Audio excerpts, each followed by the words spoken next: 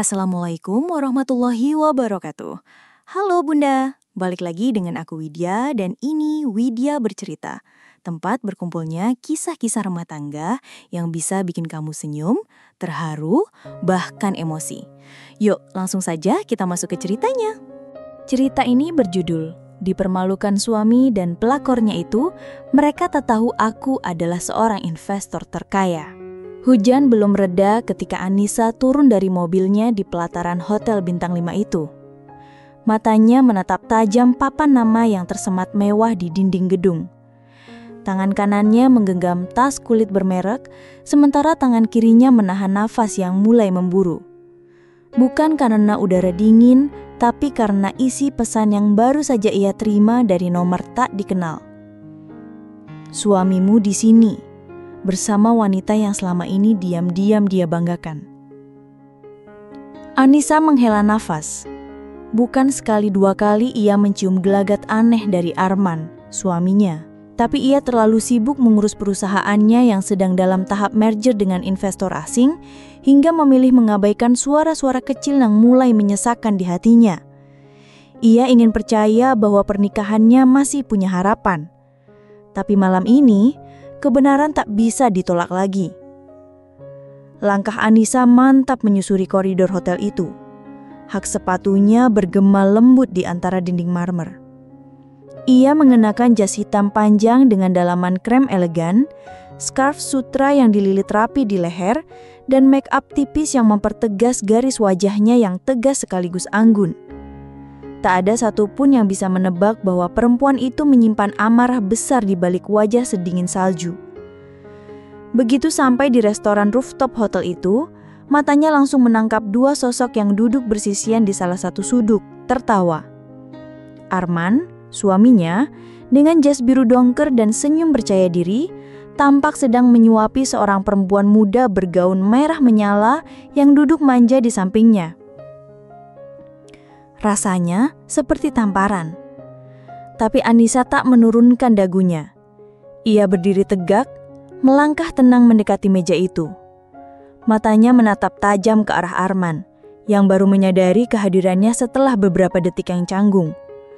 Arman sontak tersentak, sedangkan perempuan muda di sampingnya mengerutkan alis seperti tak percaya dengan siapa yang sedang berdiri di depannya.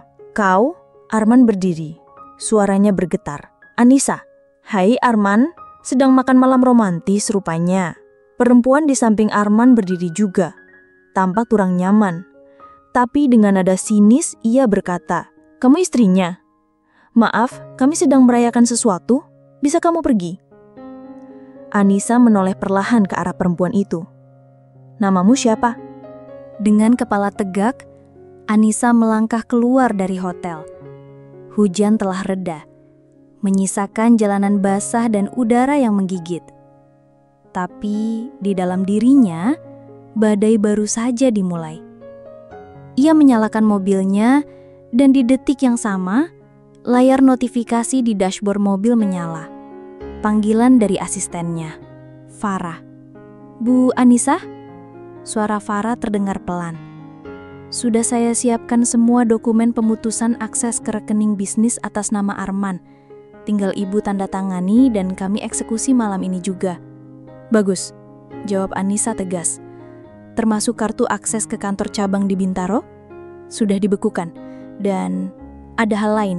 Kami menerima informasi kalau Tuan Arman mengalihkan sebagian aset perusahaan ke rekening pribadi 2 minggu lalu." Anissa terdiam. Ia tidak terkejut. Ia tahu lelaki itu sudah lama mempermainkan kepercayaan yang ia berikan.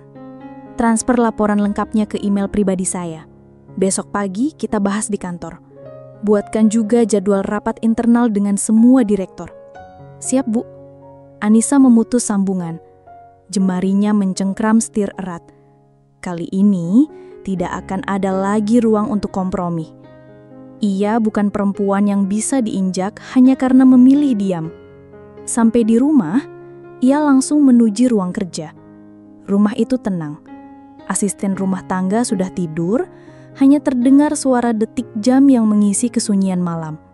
Di meja kerjanya, Foto-foto masa bahagia pernikahannya masih tersusun rapi. Ia pandangi satu persatu.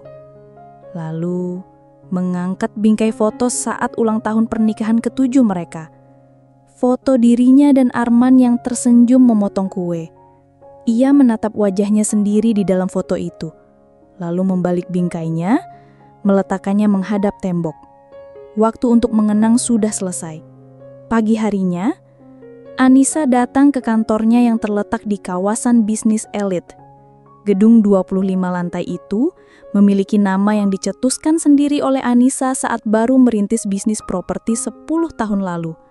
Saat ia dan Arman masih hidup dalam rumah kontrakan kecil dan mimpi yang besar.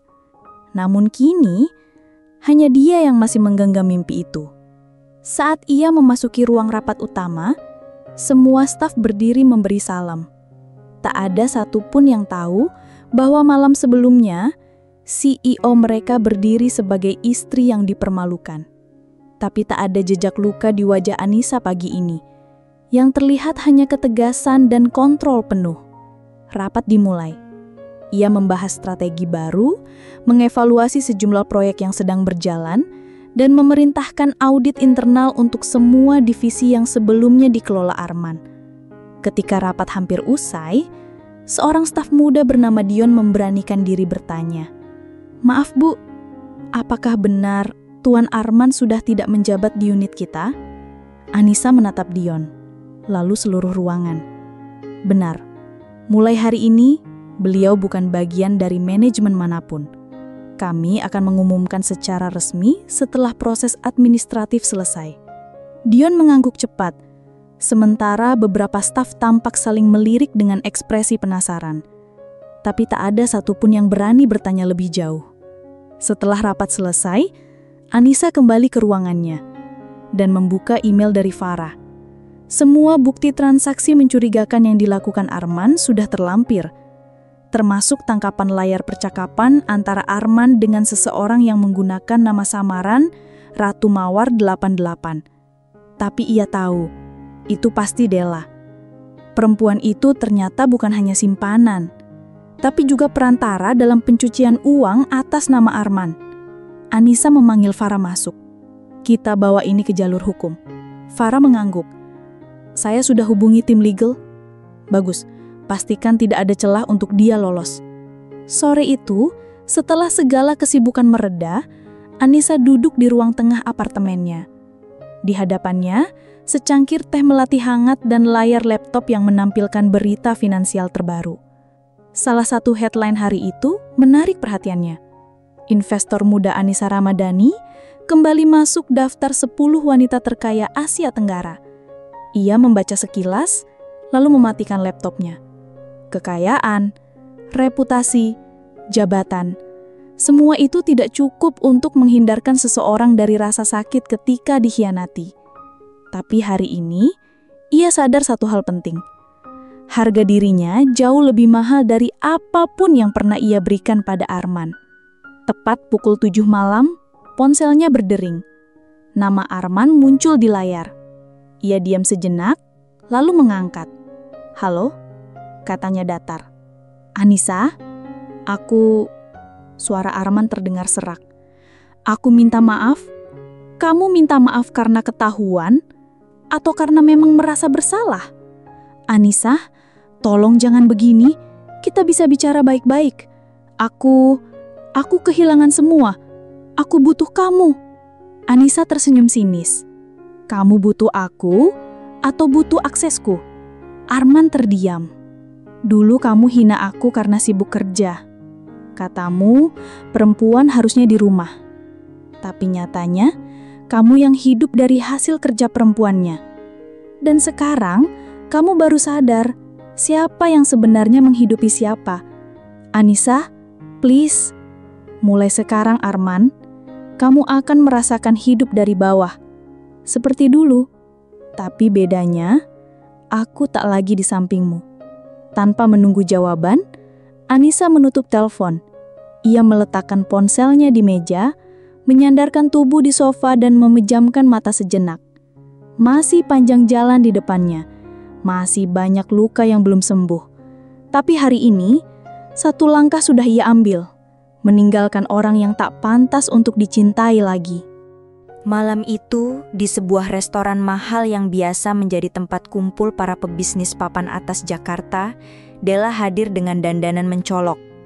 Gaun hitam ketat membalut tubuhnya, tas tangan bermerek tergantung di lengannya, dan makeup mencolok mempertegas kepercayaan dirinya.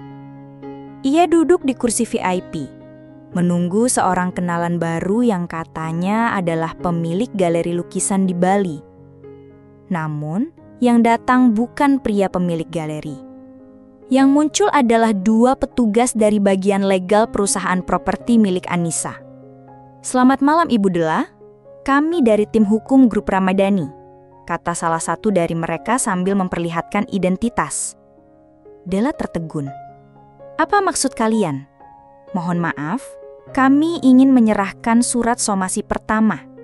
Anda tercatat sebagai pihak yang terlibat dalam pengalihan aset perusahaan secara ilegal melalui kerjasama dengan Tuan Arman Hakim." Della tampak kehilangan warna wajahnya.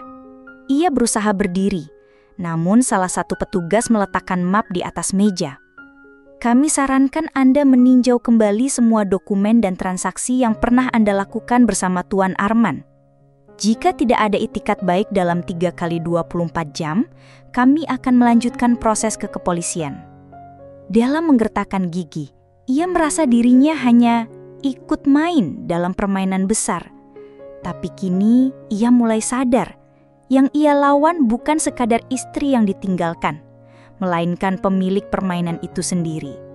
Sementara itu, di gedung kantor pusat Grup Ramadhani, Anissa sedang menerima undangan khusus untuk menghadiri konferensi ekonomi perempuan se-Asia yang akan diselenggarakan di Singapura bulan depan. Namanya dipilih sebagai pembicara utama dalam tema Woman with Power, From Betrayal to Billionaire. Seketika, kenangan akan pernikahannya yang retak kembali berputar di kepalanya. Tapi kali ini, tidak ada luka yang menyayat. Yang tersisa hanya semacam kekuatan baru yang tumbuh di dalam dirinya. Ia bukan hanya ingin membalas, ia ingin memberi contoh bahwa harga diri seorang perempuan tidak bisa dibeli, tidak bisa ditukar dengan cinta palsu, dan tidak boleh diinjak oleh siapapun, termasuk oleh pria yang dulu bersumpah sehidup semati dengannya. Farah mengetuk pintu dan masuk. "Bu, ada satu hal lagi." "Apa itu?" Media mulai mencium kabar soal perceraian ibu dengan Pak Arman. Sejumlah portal gosip sudah mulai menulis artikel-artikel yang menyudutkan. Anissa mengangguk tenang. "Biarkan saja, mereka boleh menulis apapun. Nanti saat waktunya tiba, aku sendiri yang akan bicara." Dan waktu itu pun tiba lebih cepat dari yang ia duga. Minggu pagi, ia menerima undangan wawancara langsung dari program televisi nasional. Topik mereka, mengenal investor perempuan muda terkaya yang selama ini menyembunyikan identitas. Anissa menatap undangan itu lama. Selama ini, ia memang sengaja menjaga agar publik tak tahu siapa sosok di balik Grup Ramadhani. Ia membangun dari nol, dalam diam. Ia memilih untuk bekerja di balik layar, bukan demi kerahasiaan, tapi demi menjaga ketenangan rumah tangganya yang dulu semu. Tapi kini semua berubah. Ia mengangguk pelan. "Aku terima." Hari wawancara itu menjadi hari yang tak terlupakan.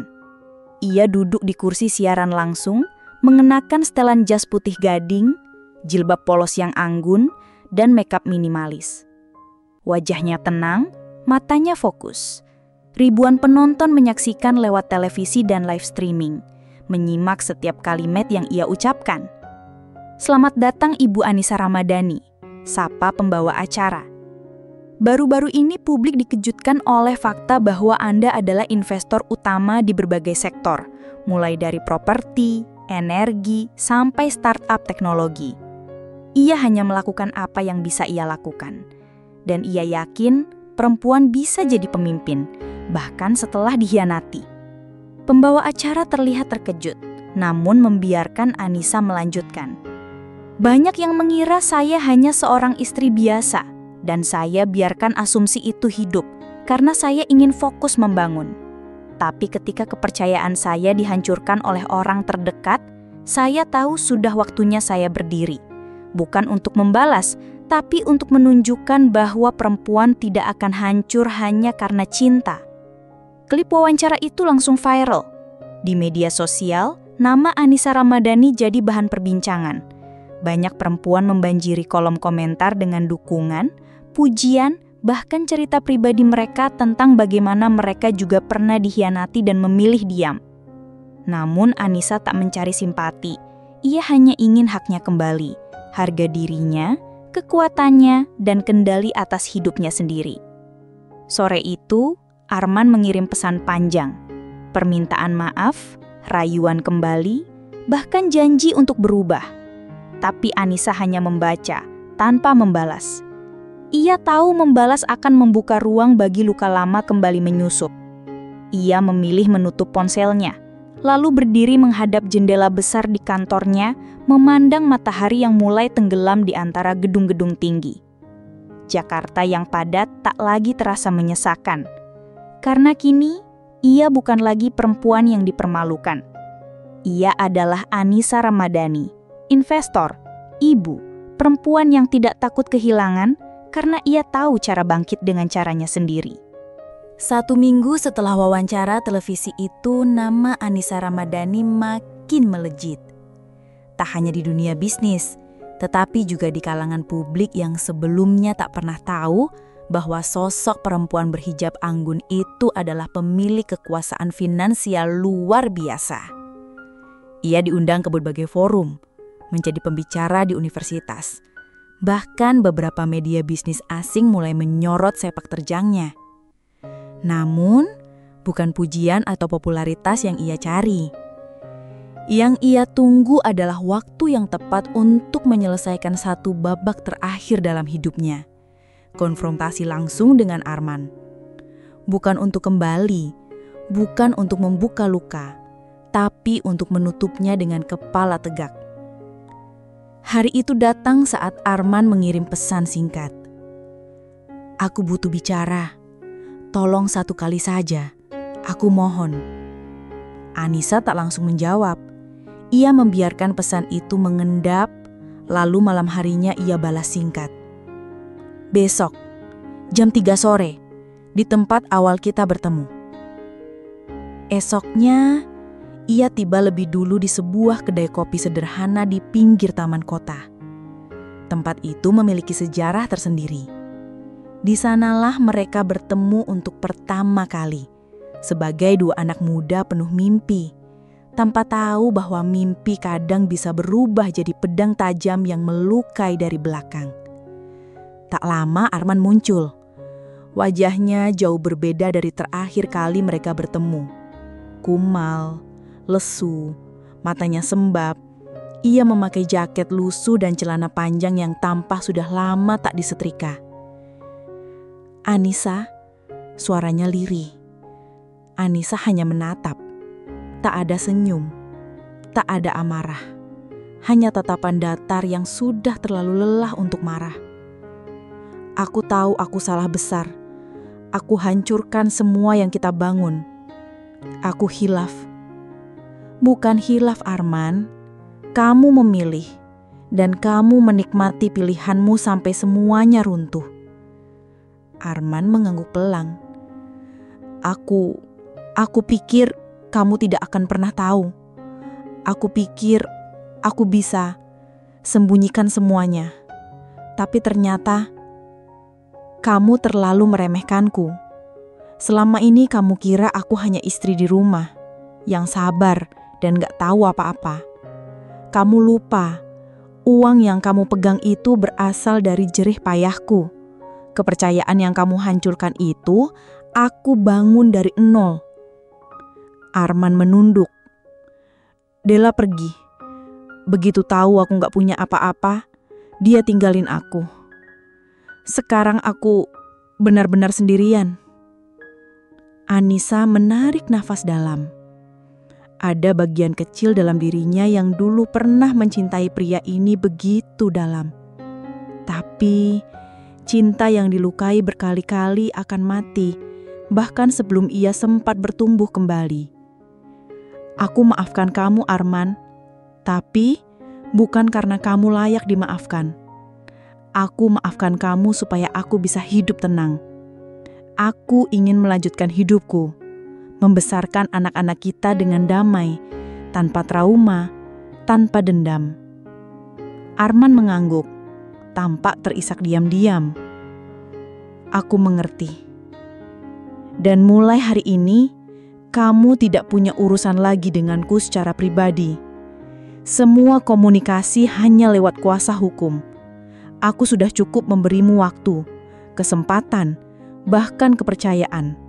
Tapi, kamu memilih membuang semuanya. Anissa berdiri. Ia mengeluarkan amplop dari tasnya, meletakkannya di meja. Isinya surat resmi perceraian. Tanda tangani dan kirim balik ke pengacara. Tanpa berkata apa-apa lagi, ia melangkah keluar dari kedai kopi itu.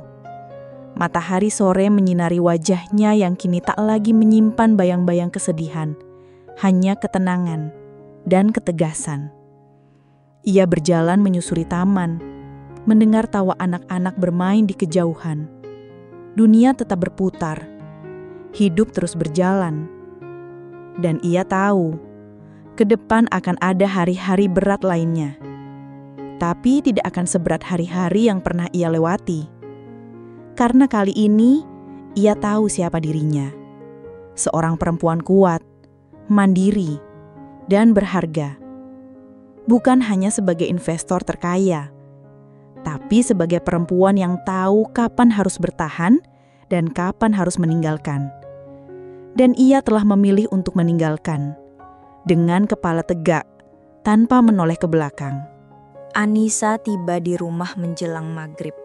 Udara mulai lembab, aroma tanah basah tercium dari taman kecil di halaman belakang. Ia membuka sepatu pelan, melangkah masuk ke dalam rumah yang kini terasa lebih lapang.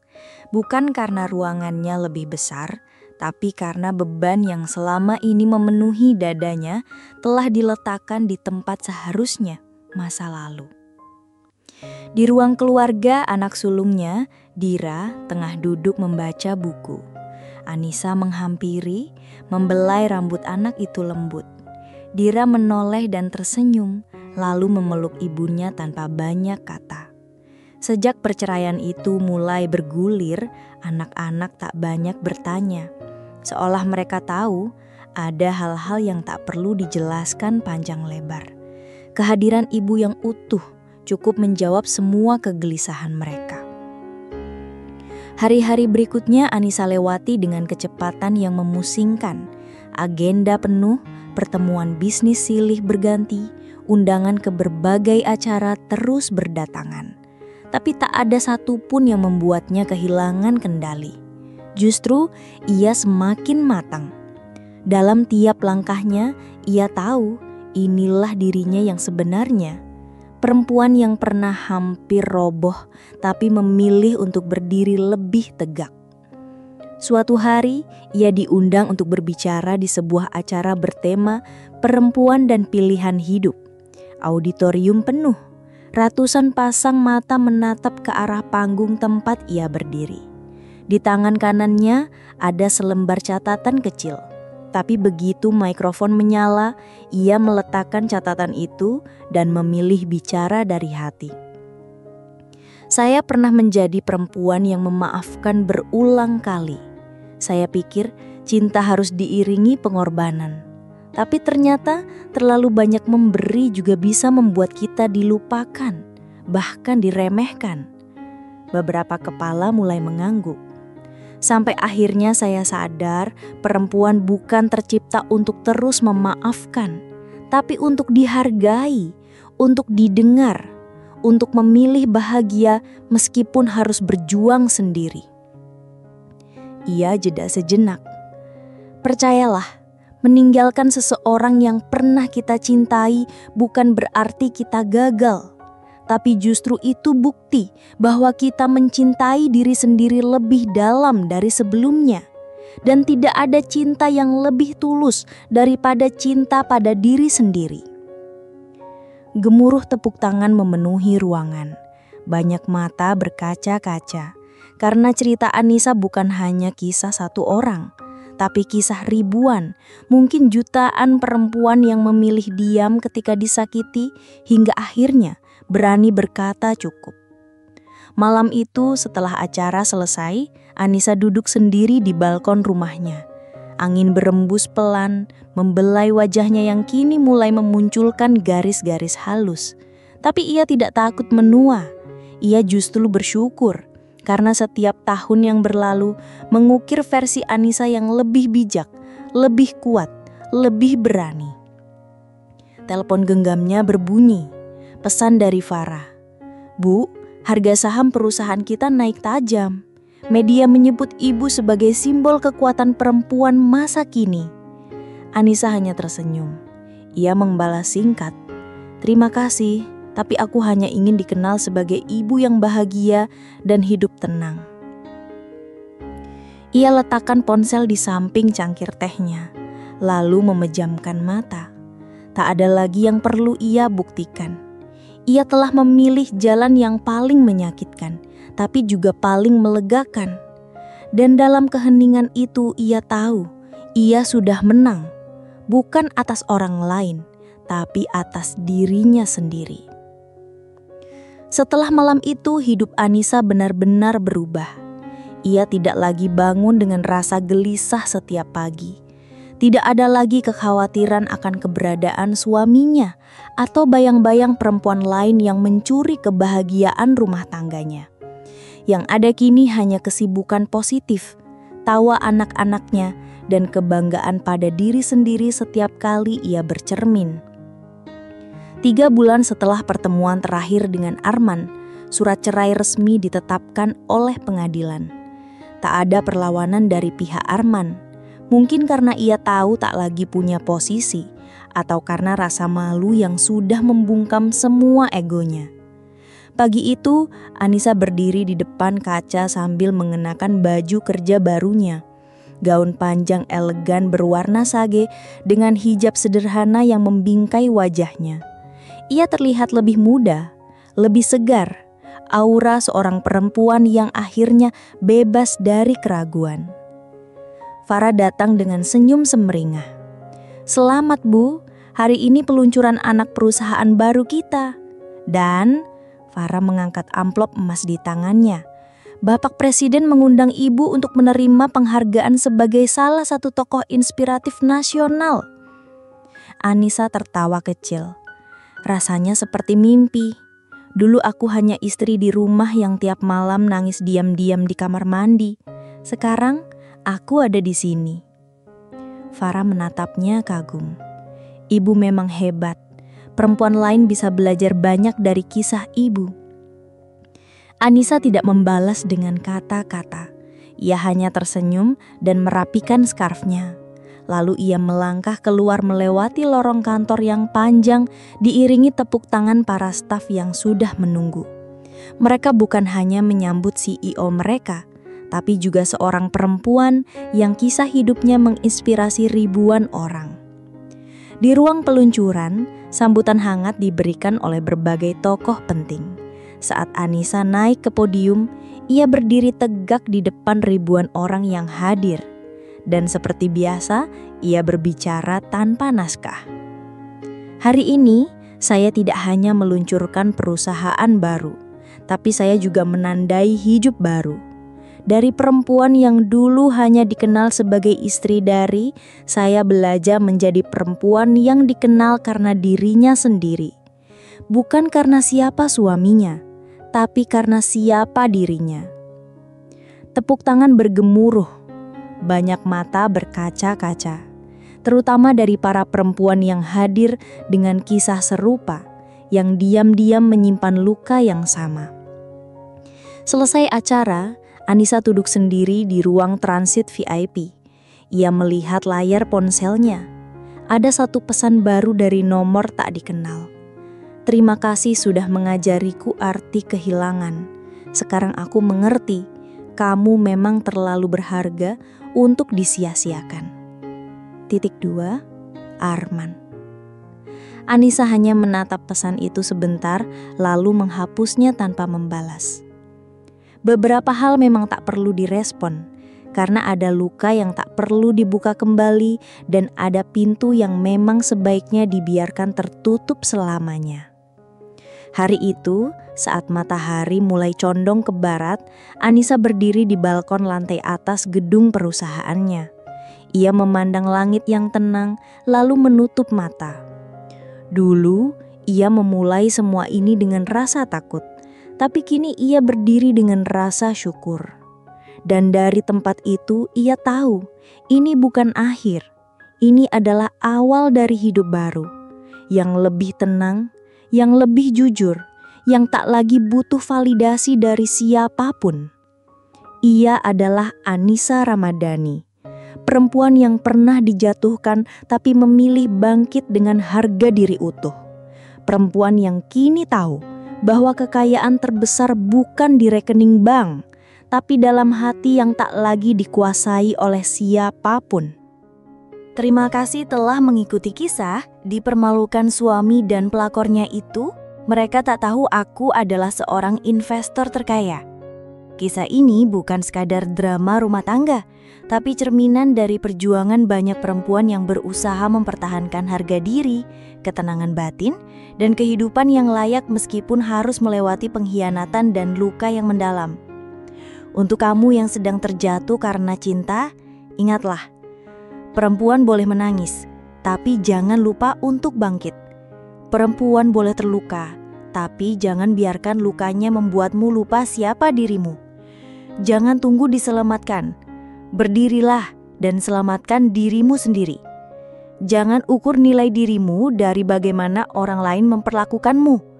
Ukur dari caramu mempertahankan martabat dan keberanianmu untuk berkata cukup. Karena di saat kamu memilih mencintai dirimu sendiri, itulah titik di mana hidup yang baru dimulai, dengan penuh kekuatan dan kebebasan. Salam hangat penuh semangat.